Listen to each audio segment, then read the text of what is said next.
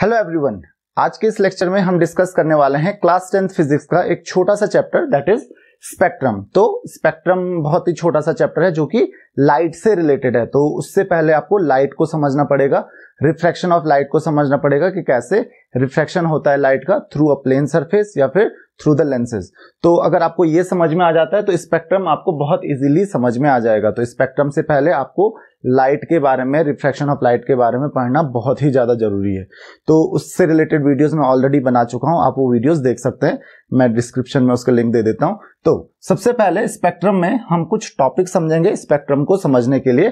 तो सबसे पहले हमारे पास होता है डेविएशन ऑफ लाइट। डेविएशन को हमने पहले भी डिस्कस किया है, हम फिर से डिस्कस कर लेते हैं। तो डेविएशन ऑफ लाइट क्या होता है? मान लेते हैं एक ट्रायंगुलर प्रिज्म है, जैसे कि मैंने आपको पहले भी बताया था कि जब हमारे पास एक प्रिज्म होता है, refraction of light through a prism आपने देखा था, तो क्या होता है कि जब भी लाइट रे पास होती है, क्या क्या चीजें याद रखनी है आपको, ये चीज ध्यान रखिए।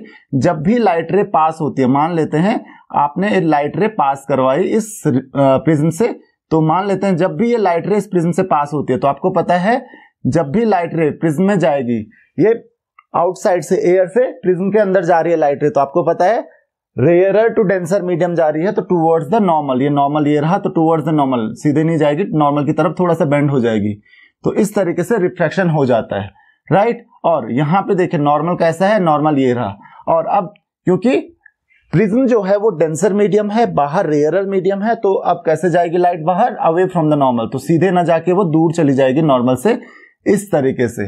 तो इस तरीके से देखिए लाइट जा रही है ऐसे, एंटर लाइट ने किया था ऐसे, और यहां पे एक बार रिफ्रैक्शन हुआ, फिर और ज्यादा रिफ्रैक्शन हुआ, तो इसकी वजह से जो लाइट का एक्चुअल पाथ था, देखिए एक्चुअल पाथ दिखाते हैं आपको, तो एक्चुअल पाथ अगर रिफ्रैक्शन नहीं होता लाइट का तो लाइट बिल्कुल सीधे ऐसे चली जाती।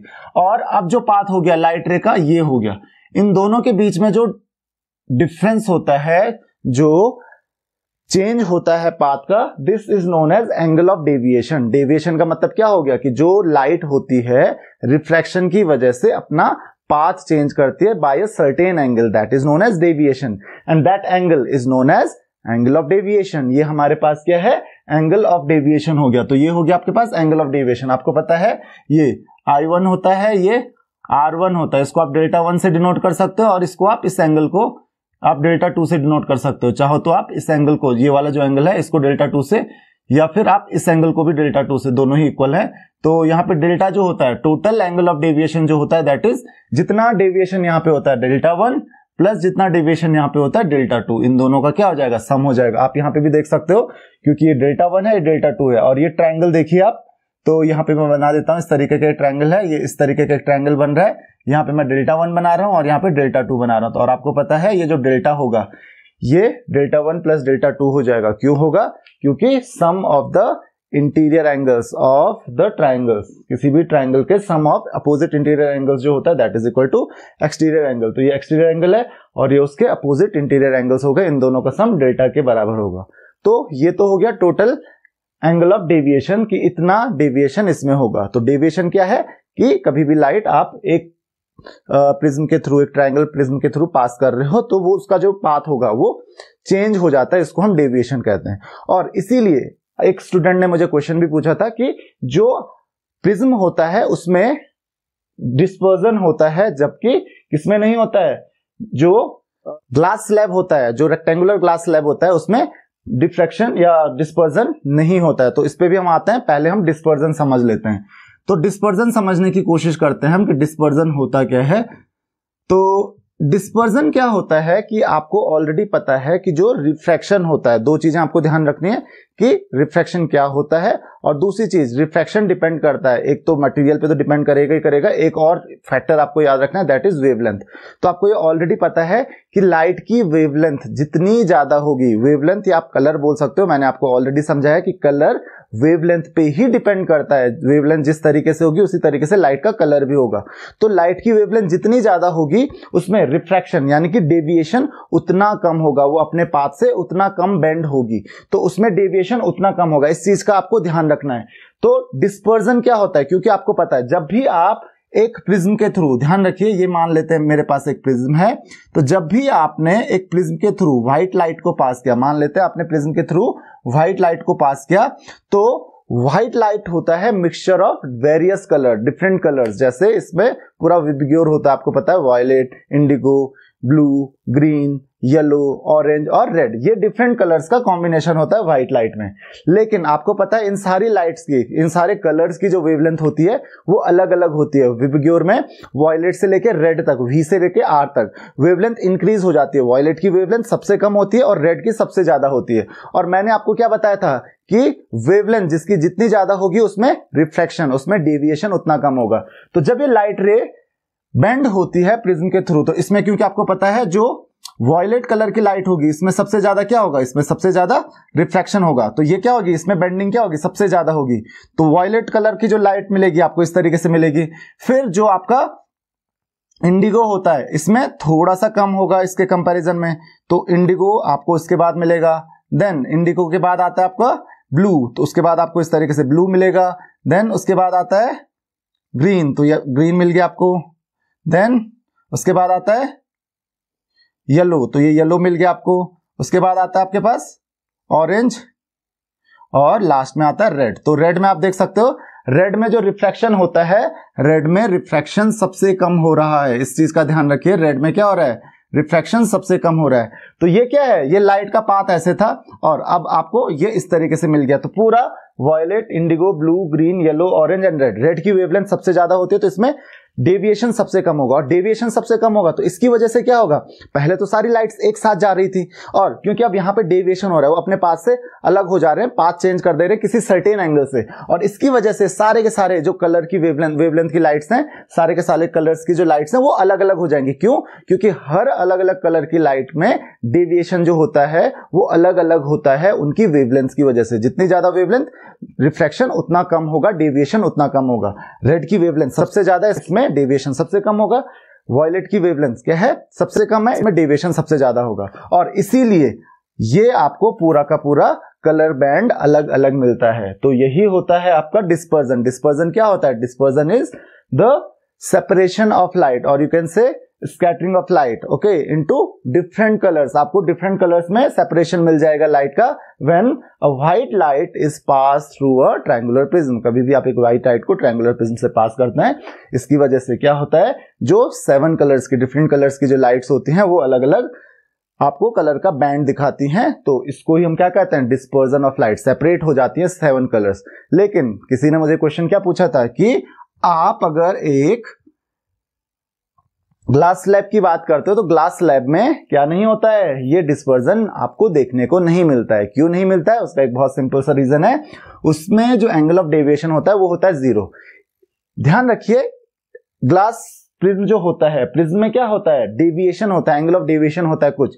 यहां पे एंगल ऑफ डेविएशन नहीं होता है, यहां पे होता है लेटरल शिफ्ट। मतलब लाइट रे ऐसे जा रही थी, फिर वो ऐसे जाती है और फिर वो सीधे चली जाती है। तो मींस लाइट रे जो होती है वो थोड़ा सा अपने पाथ से शिफ्ट हो जाती है। मतलब पहले इधर को जा रही थी, अब इधर को जा रही है, लेकिन डायरेक्शन सेम होने की वजह से जो कलर्स हैं वो सेपरेट नहीं हो पाते। यहाँ पे डायरेक्शन क्या हो जाती है, चेंज हो जाती है। ये इधर को जा रहा है, ये इधर को जा रहा है, तो सब आपको अलग अलग कलर्स दिखने को मिल जाते हैं। लेकिन यहाँ पे क्या होता है, पाथ जो है, पाथ की डायरेक्शन सेम है, पाथ की डायरेक्शन सेम है भाई। जो पहले यहां जा रही थी वो अब यहां जाएगी, इतना ही अंतर होता है और इसी वजह से वो ओवरलैप कर जाती हैं। तो आपको 7 कलर्स डिफरेंटली देखने को नहीं मिलते। यहाँ पे सब पाथ सेपरेट हो जा रहा है तो इसलिए 7 कलर्स का, क्योंकि पाथ सेपरेट है इसीलिए आपको वो 7 कलर अलग अलग दिख रहे हैं। तो आई होप कि आपको ये चीज समझ में आ गई होगी कि डिस्पर्जन में होता क्या है। अब हम बात करते हैं स्पेक्ट्रम की, स्पेक्ट्रम ऑफ लाइट। पहले हम बात करेंगे spectrum of light. Spectrum of light होता क्या है, तो आपको जैसे कि मैंने बताया कि डिस्पर्जन की वजह से व्हेनेवर लाइट रे is pass through a prism, rectangular prism, तो क्या होता है, सॉरी रेक्टेंगुलर प्रिज्म, तो क्या होता है कि जो लाइट रे जब हम ट्रायंगुलर प्रिज्म से पास करते हैं, it is divided into 7 different colors, okay, and when this 7 different color band is obtained on a screen, that is known as spectrum of light। तो इसी 7 कलर के बैंड को आप किसी स्क्रीन पे ऑब्टेन कर सकते हो। जैसे यहाँ पे बोर्ड पे अगर लाइट पड़ेगी या किसी वॉल पे लाइट पड़ेगी, वही स्क्रीन होगी आपके लिए, तो वो क्या है, इसी को हम क्या कहते हैं, स्पेक्ट्रम ऑफ लाइट। पूरा कलर बैंड जो होता है यही आपका क्या है, स्पेक्ट्रम ऑफ लाइट है। तो इस स्पेक्ट्रम ऑफ लाइट में कितने कलर्स होते हैं, 7 डिफरेंट कलर्स होते हैं। तो बस ये बहुत सिंपल था समझने के लिए। तो आई होप कि आपको पता चल गया होगा, वायलेट से लेके रेड तक ये 7 कलर्स में होते हैं। नेक्स्ट हम बात करते हैं इलेक्ट्रोमैग्नेटिक स्पेक्ट्रम की। देखिए अभी तक हम एक बहुत सिंपल सी बात कर रहे थे, that is spectrum of light, लेकिन अब थोड़ा सा हम आगे बढ़ते हैं, that is the electromagnetic radiation. तो पहले हम इलेक्ट्रोमैग्नेटिक स्पेक्ट्रम को समझने के लिए इलेक्ट्रोमैग्नेटिक रेडिएशन समझेंगे। तो इलेक्ट्रोमैग्नेटिक रेडिएशन बेसिकली एनर्जी की वो फॉर्म होती है जिसको ट्रेवल करने के लिए कोई भी मीडियम की जरूरत नहीं होती है, और साथ ही साथ it travels with the speed of light. जो लाइट की स्पीड होती है उसी स्पीड से इलेक्ट्रोमैग्नेटिक स्पेक्ट्रम ट्रेवल करता है। अगर हम लाइट की बात करें, it is just a type of electromagnetic spectrum, electromagnetic waves. तो ये भी इलेक्ट्रोमैग्नेटिक वेव्स का ही टाइप है। तो इलेक्ट्रोमैग्नेटिक वेव्स जो होती हैं या इलेक्ट्रोमैग्नेटिक रेडिएशन जो भी होता है, इसको ट्रेवल करने के लिए किसकी जरूरत नहीं होती है, मीडियम की जरूरत नहीं होती है। और ये लगभग किसकी स्पीड से ट्रेवल करता है, इन वैक्यूम लाइट की स्पीड से। तो ये बात तो खैर आपको समझ में आ गई होगी। अब ये जो इलेक्ट्रोमैग्नेटिक रेडिएशन होता है या इलेक्ट्रोमैग्नेटिक वेव्स होती हैं, इनको आप अलग अलग टाइप्स में डिवाइड कर सकते हो। तो कौन कौन से टाइप्स में डिवाइड कर सकते हैं इलेक्ट्रोमैग्नेटिक वेव्स को, ध्यान रखिए कौन कौन सी इलेक्ट्रोमैग्नेटिक वेव्स होती हैं आपकी। ये हमारे पास है इलेक्ट्रोमैग्नेटिक वेव्स। तो मैं एनर्जी के अकॉर्डिंग इनको अरेंज कर रहा हूं, मतलब ऑर्डर ऑफ एनर्जी। तो सबसे पहले आपके पास आती है गामा रेज, सबसे पहले आपकी आती है गामा रेज, फिर आपके पास आती हैं एक्स रेज, देन आपके पास आती हैं अल्ट्रावायलेट रेज, तो इसको मैं यूवी रेज लिख रहा हूं, अल्ट्रावायलेट रेज। फिर उसके बाद आती है आपके पास विजिबल लाइट, राइट, और विजिबल रेज भी बोल सकते हैं आप इसको, विजिबल लाइट। उसके बाद आपके पास आते हैं इंफ्रारेड रेज और इंफ्रारेड रेडिएशन, इंफ्रारेड। उसके बाद इंफ्रारेड के बाद आपके पास आता है माइक्रोवेव्स, माइक्रोवेव्स, और लास्ट में आपको मिलता है रेडियो वेव्स। लास्ट में आपको क्या मिलता है, रेडियो वेव्स।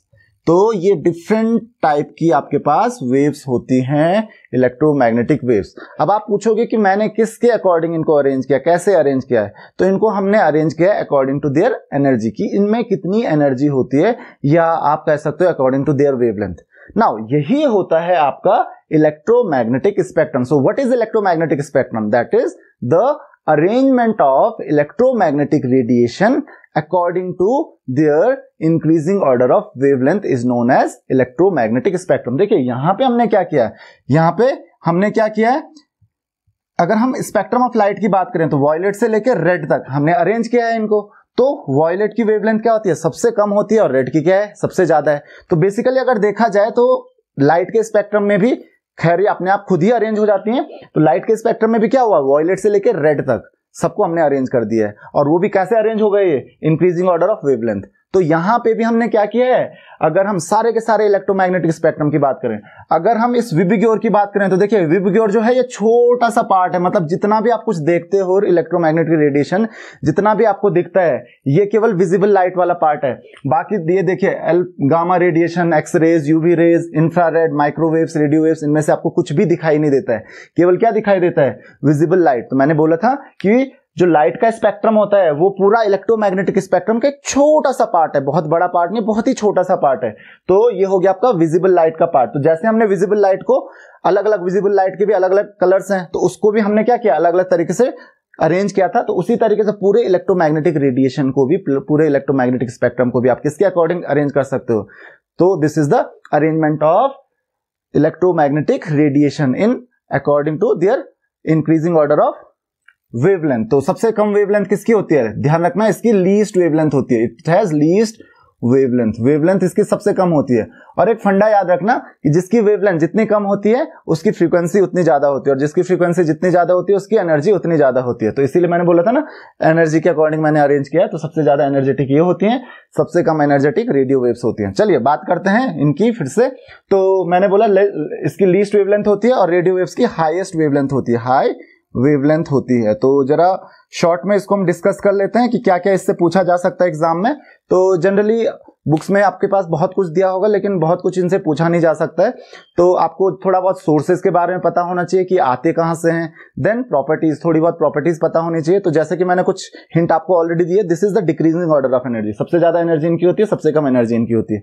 जिसकी एनर्जी सबसे कम होती है ना, वो सबसे दूर तक ट्रेवल कर सकता है, क्योंकि एनर्जी कम रिक्वायर्ड होती है तो दूर तक ट्रेवल कर सकते हैं। एनर्जी ज्यादा होती है तो ये ज्यादा दूर तक ट्रेवल नहीं कर सकते। तो गामा रेडिएशन बहुत ही हार्मफुल होता है, बहुत ही एनर्जेटिक होता है, बट ये ज्यादा दूर तक ट्रेवल नहीं कर सकता है। तो कुछ ये चीजें ध्यान रखिए।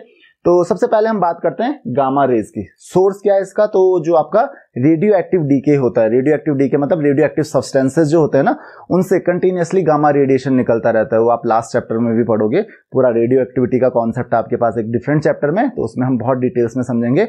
तो वहां से एक एनर्जी निकलती रहती है गामा रेडिएशन की फॉर्म में, और इसीलिए आपको पता है कि रेडियो एक्टिव सब्सटेंसेस इसी वजह से क्या होते हैं, बहुत ही ज्यादा हार्मफुल होते हैं, क्योंकि ये गामा रेडिएशन जो होता है बहुत ही हार्मफुल होता है। क्यों? क्योंकि इसकी पेनिट्रेशन कैपेसिटी बहुत ज्यादा होती है, पेनिट्रेट कर सकता है किसी भी ऑब्जेक्ट को बहुत इजीली। इवन जो आपकी प्लेट्स होती हैं, गोल्ड प्लेट्स होती हैं, या फिर किसी भी मेटल की प्लेट्स होती हैं, जैसे आयरन की जो थिक शीट भी होती है, मान लीजिए आपके पास 4, 5, 6, 7, 8 सेंटीमीटर की शीट भी है, ये उसको भी क्या कर सकती हैं, क्रॉस कर सकती हैं। तो इनकी पेनिट्रेटिंग कैपेसिटी बहुत ज्यादा होती है, क्योंकि एनर्जी इनकी क्या होती है, बहुत ही ज्यादा होती है, तो इसीलिए काफी ज्यादा हार्मफुल होती है। उसके अलावा जैसे कि मैंने बताया, ज्यादा दूर तक ये ट्रेवल नहीं कर सकते हैं। लगभग इनकी जो रेंज होती है वो 500 मीटर के आसपास होती है, 1 किलोमीटर के आसपास भी ये ट्रेवल नहीं करती हैं। तो ये आपको समझ में आ गया होगा कि ये गामा रेडिएशन है क्या। ओके, और अगर इसके यूज की बात करें, क्योंकि बहुत एनर्जेटिक होती हैं, तो इसका यूज होता है कैंसर की थेरेपी में। जो कैंसर सेल्स होते हैं उनको डिस्ट्रॉय करने में काम आते हैं।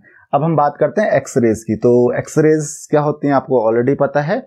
एक्सरेज आपने देखा भी होगा, जब आपकी किसी भी बोन में कोई फ्रैक्चर होता है तो आप एक्सरे करवाते हो, तो ये एक्सरेज ही होती हैं जो उसको डिटेक्ट करती हैं, फ्रैक्चर को डिटेक्ट करती हैं। तो एक्सरेज का सोर्स क्या होता है, एक्सरेज का सोर्स होता है जब भी इलेक्ट्रॉन्स किसी सरफेस को स्ट्राइक करते हैं तो वहां से जो रेडिएशन जनरेट होता है, दैट इज एक्सरेज। उसके अलावा अगर हम इसके यूजेस की बात करें कि एप्लीकेशंस क्या हैं एक्सरेज के, तो जैसे मैंने बोला कि फ्रैक्चर जो का डिटेक्शन हम कर सकते हैं, क्योंकि एक्सरेज भी काफी पावरफुल होती हैं। हाउएवर इतनी पावरफुल नहीं होती, धीरे धीरे पावरफुल जो होते हैं कम हो जाती हैं। इनकी जो पावर होती है, इनकी जो एनर्जी होती है, धीरे धीरे कम हो जाती है जैसे जैसे इनकी वेवलेंथ बढ़ती जाती है। तो इतनी पावरफुल तो नहीं होती हैं एक्सरेज, लेकिन फिर भी काफी पावरफुल होती हैं। तो ये आपके फ्लैश को क्या कर सकते हैं, क्रॉस कर जाती हैं, आपके बोन से टकराती हैं, आपके बोन को नहीं क्रॉस कर पाती हैं, तो इसीलिए आप बोन को विजुअलाइज कर सकते हो। फ्लैश वहां पे विजुअलाइज नहीं होता है एक्सरेज में, तो उसका रीजन यही है, और इसकी वजह से बोन का फ्रैक्चर इजीली पता चल जाता है। और उसके अलावा एक और चीज होती है जो इंडस्ट्रियल पर्पस होता है, जैसे कि जो मेटल है या कोई भी आइटम्स हैं, उनके इंटरनल फ्रैक्चर्स जो होते हैं, इंटरनल क्रैक्स जो होते हैं, उसको डिटेक्ट करने में भी एक्सरेज काम आती हैं। चलिए अब हम बात करते हैं एक्सरेज के बाद ultraviolet, UV rays, ultraviolet rays. तो अल्ट्रावायलेट रेज आपको पता है ये भी काफी हार्मफुल होती हैं। सन जो है काफी बड़ा सोर्स है अल्ट्रावायलेट रेडिएशन का, आपको पता है ओजोन लेयर जो है वो सन से आने वाले अल्ट्रावायलेट रेडिएशन से हमको प्रोटेक्ट करती है। अगर हम अल्ट्रावायलेट रेडिएशन की बात करें कि अल्ट्रावायलेट रेडिएशन के यूजेस क्या हो सकते हैं, तो अल्ट्रावायलेट रेडिएशन को स्टेरिलाइजिंग के लिए यूज कर सकते हैं, क्योंकि काफी हार्मफुल होती हैं ये, तो जर्म्स को किल करने में काफी काम आती हैं। उसके अलावा जो जेम्स होते हैं, स्टोन्स होते हैं, कुछ प्रीशियस स्टोन्स होते हैं, उनकी प्योरिटी चेक करने के भी ये काम आते हैं अल्ट्रावायलेट रेज। देन इसके अलावा आती है विजिबल लाइट। तो विजिबल लाइट का सोर्स आपको ऑलरेडी पता है, बल्ब हो गया आपका विजिबल लाइट का सोर्स है, सन भी विजिबल लाइट का सोर्स है। आप कहीं पे फायर बर्न करते हो, कैंडल बर्न करते हो, सब क्या है, विजिबल लाइट के सोर्सेज हैं। तो विजिबल लाइट कहाँ से जनरेट होती है ये आप ऑलरेडी जानते हो। और अगर काम की बात करें कि एप्लीकेशन क्या है, तो सी द ऑब्जेक्ट, भाई विजिबल लाइट के बिना आप कुछ देख नहीं सकते हो, तो विजिबल लाइट का मेनली काम क्या होता है कि it helps us to see the objects, चीजों को देखने के ये काम आते हैं। तो विजिबल लाइट हमारे लिए काफी ज्यादा इंपॉर्टेंट है। देन इसके बाद आता है हमारे पास इंफ्रारेड रेडिएशन। तो इंफ्रारेड रेडिएशन जो होता है ये कहां से मिलता है हमको, ये मिलता है किसी भी बॉडी जिसका टेम्परेचर ज्यादा होता है। लगभग किसी भी बॉडी, हाई टेम्परेचर की जो बॉडी होती है वो इंफ्रारेड रेडिएशन जो है वो ज्यादा एमिट करती है, उससे इंफ्रारेड रेडिएशन निकलता है। इवन हमारी बॉडी से भी इंफ्रारेड रेडिएशन निकलता है, क्योंकि हमारी बॉडी का टेम्परेचर काफी ज्यादा होता है एज कम्पेयर टू सराउंडिंग्स। तो किसी भी हाई टेम्परेचर की बॉडी जो होती है, कोई भी हाई टेम्परेचर की बॉडी होती है, वो सोर्स होता है इंफ्रारेड रेडिएशन का। अब जैसे कि मैंने आपको बताया कि इंफ्रारेड रेडिएशन हमारी बॉडी से भी निकलता है, तो इसका काम क्या होता है, इसका काम होता है नाइट विजन कैमराज जो होते हैं, आपने देखा होगा डिस्कवरी वगैरह किसी चैनल पे आपने देखा होगा कि नाइट विजन कैमराज जो होते हैं उनमें एनिमल्स जो होते हैं वो शाइन करते हैं, है ना, और बाकी अंधेरा सा दिखता है। तो वो क्या है, क्योंकि एनिमल्स जो होते हैं, क्योंकि उनका टेम्परेचर, उनका बॉडी टेम्परेचर ज्यादा होता है, सराउंडिंग्स का टेम्परेचर कम होता है, इसीलिए वो क्या करते हैं, शाइन करते हैं, क्योंकि वो इंफ्रारेड रेडिएशन एमिट कर रहे होते हैं। तो टेम्परेचर जितना ज्यादा होगा बॉडी इंफ्रारेड रेडिएशन उतना ज्यादा वो एमिट करेगी। तो इसीलिए इंफ्रारेड, क्योंकि ये कैमरा जो होते हैं वो इंफ्रारेड रेडिएशन को ही डिटेक्ट करते हैं, तो उतना शाइन आपको दिखेगा। तो ये तो हो गया आपका इंफ्रारेड रेडिएशन। देन इसके अलावा आता है आपके पास माइक्रोवेव्स। तो माइक्रोवेव्स जो जनरेट होती हैं वो कहाँ से होती हैं, वो कुछ इलेक्ट्रॉनिक डिवाइसेस होते हैं, ऑसिलेटर्स होते हैं, उनसे आप माइक्रोवेव्स बहुत इजीली जनरेट कर सकते हो। और अगर हम यूजेस की बात करें तो कम्युनिकेशन सिग्नल्स में माइक्रोवेव्स को हम यूज करते हैं। वैसे इंफ्रारेड रेडिएशन को भी आप सिग्नल्स में यूज कर सकते हो जब वॉर के टाइम पे, क्योंकि आपको पता है विजिबल रेडिएशन को अगर आप यूज करोगे एज सिग्नल तो विजिबल रेडिएशन दिख जाता है, विजिबल लाइट तो दिखती है, ये बाकी मैंने आपको बोला कुछ भी नहीं दिखता है। तो इंफ्रारेड रेडिएशन को आप यूज कर सकते हो क्योंकि एनर्जी इनकी बहुत कम होती है, काफी दूर तक ये इजीली कम एनर्जी को यूटिलाइज करके जा सकते हैं, तो इसीलिए ये काफी यूजफुल होते हैं और डिटेक्ट भी करना इनको मुश्किल होता है, तो इसीलिए इंफ्रारेड रेडिएशन को हम यूज कर सकते थे। और माइक्रोवेव्स को भी हम कम्युनिकेशन में यूज कर सकते हैं क्योंकि एनर्जी बहुत कम है तो इजीली ये ट्रेवल कर सकते हैं। उसके अलावा आपने माइक्रोवेव ओवन सुना होगा, तो ओवन्स में हम क्या यूज करते हैं, माइक्रोवेव्स ही यूज करते हैं। माइक्रोवेव्स की वजह से वो फूड जो होता है वो कुक्ड होता है, तो माइक्रोवेव्स के ये यूज हो गए। और लास्ट में आपके पास आते हैं रेडियो वेव्स। वैसे रेडियो वेव्स भी दो टाइप की होती हैं, शॉर्ट एंड लॉन्ग, तो इतना डिटेल्स में हमको जाना नहीं है। तो रेडियो वेव्स की जो वेवलेंथ होती है वो हाईएस्ट होती है, सारी वेव्स में हाईएस्ट होती है। आप देख सकते हो हर टाइप की इलेक्ट्रोमैग्नेटिक रेडिएशन में हाईएस्ट वेवलेंथ रेडियो वेव्स की होती है। और अगर हाईएस्ट वेवलेंथ होती है इसका मतलब एनर्जी जो होती है रेडियो वेव्स में सबसे कम होती है, इसीलिए ये हमारे लिए काफी कम हार्मफुल होते हैं। और अगर हम इसके एप्लीकेशन की बात करें तो एप्लीकेशन कहाँ होता है इसका, कम्युनिकेशन में। आपके मोबाइल सिग्नल्स जो भी आपका 2G 3G 4G जितने भी सिग्नल्स हैं ये क्या होते हैं, रेडियो वेव्स ही होते हैं। तो रेडियो वेव्स काफी इंपॉर्टेंट होती हैं कम्युनिकेशन के लिए, और यही रीजन है क्योंकि एनर्जी इनकी सबसे कम होती है, ये हार्मफुल नहीं होते हैं हमारे लिए ज्यादा, क्योंकि एनर्जी क्या है सबसे कम है। तो रेडियो वेव्स इसीलिए काफी सेफ होती हैं कम्युनिकेशन के लिए।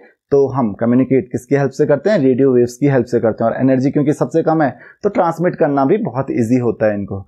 तो आई होप कि आपको इस सारी तरीके की इलेक्ट्रोमैग्नेटिक स्पेक्ट्रम समझ में आ गया होगा पूरा का पूरा, और पूरे की पूरी तरीके की वेवलेंथ्स जो होती हैं, डिफरेंट वेवलेंथ्स की जो लाइट्स होती हैं उनको हम कैसे क्लासिफाई करते हैं ये भी आपको समझ में आ गया होगा। अच्छा, इनकी वैल्यूज आपको याद रखने की जरूरत नहीं, अगर आपको याद रखनी है तो विजिबल की याद रखिए।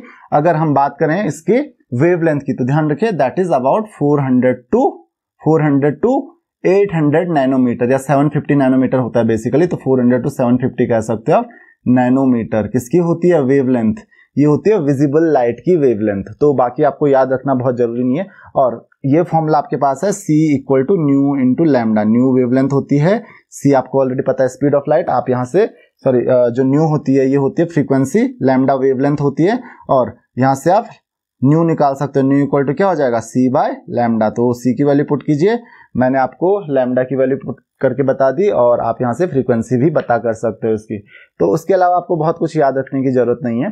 देन अब हम आ जाते हैं नेक्स्ट टॉपिक पे, that is scattering of light. तो स्कैटरिंग ऑफ लाइट आपको पता है क्या होती है कि जब भी लाइट रे मींस एक मीडियम से, जैसे सनलाइट है, सनलाइट हमारे पास आती है, अर्थ में आती है, तो आपको पता है there are suspended particles, air में पार्टिकल सस्पेंडेड होते हैं।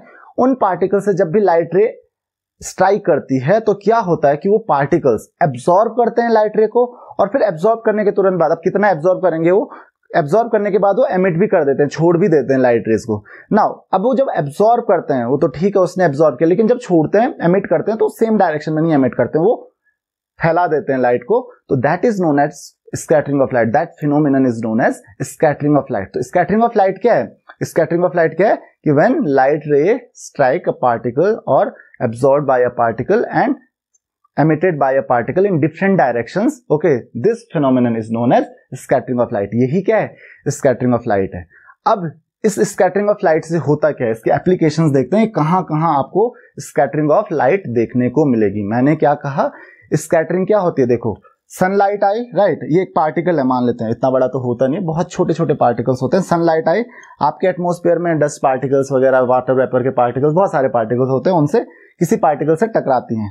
अब टकराने के बाद क्या होता है, ये बिखर जाती हैं, इधर उधर फैल जाती हैं, राइट, ये लाइट रेज इधर उधर फैल जाती हैं और आप तक लाइट रेज ज्यादा नहीं पहुंचेंगी। तो ये क्या होता है, इसी फिनोमेनन को हम क्या कहते हैं, स्कैटरिंग ऑफ लाइट कहते हैं। तो ये क्या करता है, पहले एब्जॉर्ब करता है इस लाइट रे को और फिर छोड़ देता है, लाइट रेज को एब्जॉर्ब करता है और फिर डिफरेंट डायरेक्शन में एमिट कर देता है। तो इसी को हम स्कैटरिंग कहते हैं। अब होता क्या है, एप्लीकेशंस क्या है, तो सबसे पहले हम देखते हैं red colour of sun during sunrise and sunset. आपने देखा होगा सुबह या फिर शाम को सनराइज के टाइम पे या सनसेट के टाइम पे जो स्काई का कलर या सन का कलर आपको दिखता है वो रेड दिखता है। उसका रीजन क्या है, देखिए आपको मैंने अभी बताया था कि रेड की जो वेवलेंथ होती है वो क्या होती है, वो सबसे ज्यादा होती है। इसकी वजह से इसमें रिफ्रैक्शन क्या है, सबसे कम होता है। तो स्कैटरिंग जो होती है रेड लाइट की वो सबसे कम होती है, ये चीज ध्यान रखना। इसमें रिफ्रैक्शन सबसे ज्यादा होता है, इसमें स्कैटरिंग भी क्या होगी, सबसे ज्यादा होगी। तो होता क्या है बेसिकली, जब लाइट आती है बहुत दूर से तो बाकी कलर्स की जो लाइट्स होती हैं, क्योंकि सुबह और शाम के टाइम पे क्या होता है, आपके पास जो सन की इंटेंसिटी होती है बहुत कम लाइट आप तक पहुंचती है, राइट। दिन में होता है तो दिन में बहुत ज्यादा लाइट आप तक पहुंचती है, सुबह और शाम को क्या होता है, बहुत कम लाइट पहुंचती है। तो जितनी लाइट भी आप तक पहुंचती है, एटमॉस्फेयर रिफ्रैक्शन की वजह से लाइट स्कैटर हो जाती है। अब जिसमें जितना ज्यादा रिफ्रैक्शन होता है ना, जिस पार्टिकल में, जिस टाइप की लाइट में जितना ज्यादा रिफ्रैक्शन होगा ना, वो उतना ज्यादा स्कैटर करेगी। तो ये बाकी की जो कलर की जो लाइट्स होती हैं वो क्या हो जाती हैं, इधर उधर फैल जाती हैं। लेकिन रेड कलर की जो लाइट होती है, क्योंकि उसमें रिफ्रैक्शन कम होता है तो आप तक पहुंच जाती है। तो बाकी कलर की लाइट्स अब तक पहुंच नहीं पाती हैं, रेड कलर की पहुंच जाती है। तो इसलिए मॉर्निंग और इवनिंग के टाइम पे आपको ये रेड कलर दिखता है। क्यों? क्योंकि उस समय इंटेंसिटी कम होती है। लेकिन यही चीज अगर हम दिन में देखें तो अगर आप स्काई देखते हो दिन में, तो स्काई आपको कैसा दिखता है, व्हाइट दिखता है। उसका रीजन भी क्या है, स्कैटरिंग ऑफ लाइट, क्योंकि दिन में लाइट की इंटेंसिटी बहुत ज्यादा होती है। और जब एटमॉस्फेरिक रिफ्लेक्शन होता है, और मैंने बोला कि वो चारों तरफ, क्योंकि जो पार्टिकल्स होते हैं उसकी वजह से जो लाइट होती है उसमें स्कैटरिंग चारों तरफ हो जाती है। तो चारों तरफ क्योंकि व्हाइट लाइट बहुत ज्यादा होती है तो चारों तरफ आपको व्हाइट लाइट दिखेगी, इसीलिए आपको व्हाइट कलर दिखता है दिन में। जबकि सुबह और शाम केवल रेड दिखता है, क्योंकि इंटेंसिटी बहुत कम होती है। तो बाकी कलर की वेवलेंथ्स उस समय क्या होती है, इधर उधर फैल जाती हैं, वो आपको दिखाई नहीं देती हैं। नेक्स्ट हम बात करते हैं किसकी, blue colour of sky. Blue colour of sky, उसका भी सेम रीजन है, क्योंकि जो ब्लू कलर, क्योंकि जितनी भी लाइट आती है सन से, जितनी भी लाइट आती है, हम दिन की बात नहीं कर रहे हैं, नॉर्मल टाइम की बात कर रहे हैं, कि लाइट जहां जितनी भी आप तक पहुंचती है वो लाइट हो जाती है स्कैटर। अब इस लाइट का देखिए मेन कलर देखिए कौन से, इसमें वायलेट, इंडिगो, ब्लू। तो ये ब्लू कलर जो होता है ये लगभग एवरेज कलर आपका आता है, ठीक है ना।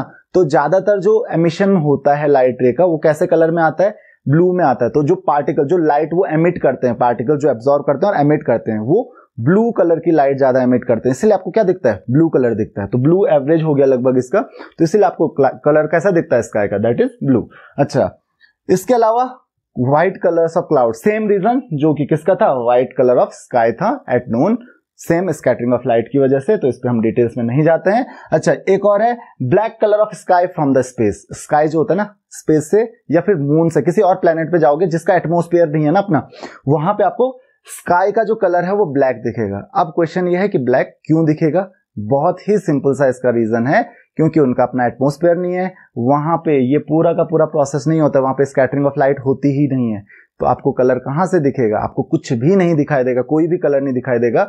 आपको अगर दूर सन दिख रहा है तो सन दिखाई देगा, मून दिखाई देगा, राइट, लेकिन आपको स्काई वहां पे नहीं दिखाई देगा, बाकी पूरा का पूरा ब्लैक दिखाई देगा। हमको स्काई क्यों दिखाई देता है, स्कैटरिंग की वजह से, हमारे एटमॉस्फेयर में स्कैटरिंग हो रही है लाइट रे की, इसलिए हमको व्हाइट कलर दिखाई देता है, ब्लू कलर दिखाई देता है, दिन में व्हाइट, बाकी नॉर्मल टाइम पे ब्लू कलर दिखाई देता है। लेकिन आप एटमॉस्फेयर से बाहर निकलोगे, उधर स्कैटरिंग तो हो नहीं रही है, तो इसी वजह से आपको एटमॉस्फेयर के बाहर से यानी कि स्पेस से ब्लैक कलर दिखेगा। पूरा का पूरा जो स्काई है सब जगह ब्लैक दिखेगा, केवल जैसे जो शाइनिंग प्लैनेट्स हैं या प्लैनेट्स देख सकते हो आप, उनका कलर छोड़ के बाकी स्काई आपको ब्लू दिखाई देगा। और लास्ट हम बात करते हैं red light use for danger signal. तो वैसे तो ये पार्ट जो है एप्लीकेशन ऑफ स्कैटरिंग और स्कैटरिंग ऑफ लाइट इस साल आपके सिलेबस में आने नहीं वाला है, बट फिर भी आप इसको याद रख सकते हो, काफी इंटरेस्टिंग फिनोमिनन है। तो red light use for danger signal, तो डेंजर सिग्नल के लिए आपने देखा होगा रेड लाइट यूज होती है, उसका रीजन भी यही है। क्या बताया था, उसमें स्कैटरिंग क्या होती है, उसमें रिफ्लेक्शन सबसे कम होता है, तो आप इसको बहुत दूर तक देख सकते हो, तो दूर से ही रेड लाइट दिखाई देती है। बाकी लाइट में स्कैटरिंग ज्यादा होती है तो उतना क्लियर नहीं दिखाई देते हैं दूर से, इसीलिए डेंजर सिग्नल के लिए हम क्या यूज करते हैं, रेड लाइट को ही हमेशा यूज करते हैं। आपने देखा भी होगा, तो इसका रीजन यही है, क्योंकि रेड लाइट में स्कैटरिंग मिनिमम होती है, उसकी वेवलेंथ हाईएस्ट होने की वजह से। तो आई होप कि आपको ये लेक्चर समझ में आ गया होगा। So this is all in this lecture. अगर आपकी कोई भी क्वेरीज हैं, कोई भी डाउट्स हैं, आप मुझे कमेंट्स में, फेसबुक, इंस्टाग्राम, कहीं पे भी क्वेश्चंस पूछ सकते हैं। Thank you very much.